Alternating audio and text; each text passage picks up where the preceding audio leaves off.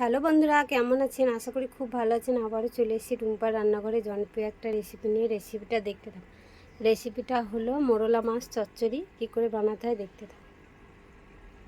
মোরলা মাছ, আলু বেগুন ছোটো ছোটো কেটে নিয়েছি লম্বা লম্বা, পেঁয়াজ কুচি, চেরা কাঁচা লঙ্কা, 1 কোয়া রসুন কুচি।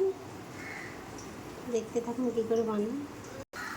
কড়াইটা গরম হয়ে গেছে, দিয়ে দেবো সরষের তেল।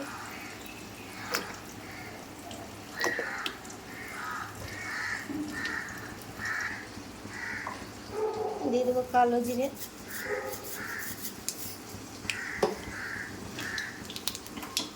দিয়ে দেবো মাছ ভাজতে।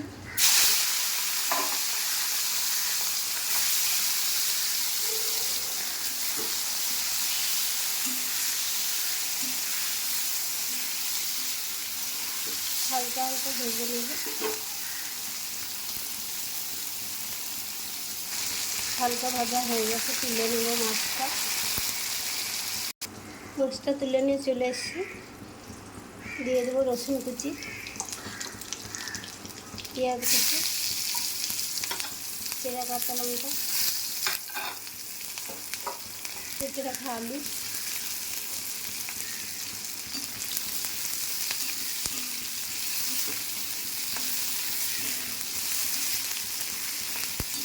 হালকা হালকা ভেজে নিলাম। দিয়ে দেবো বেগুনটা,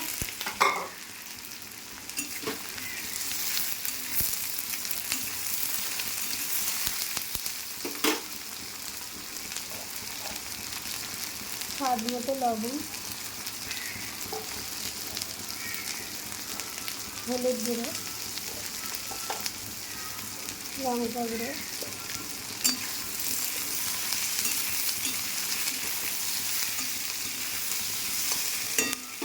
দিয়ে দেবো ভেজে রাখা মাছটা।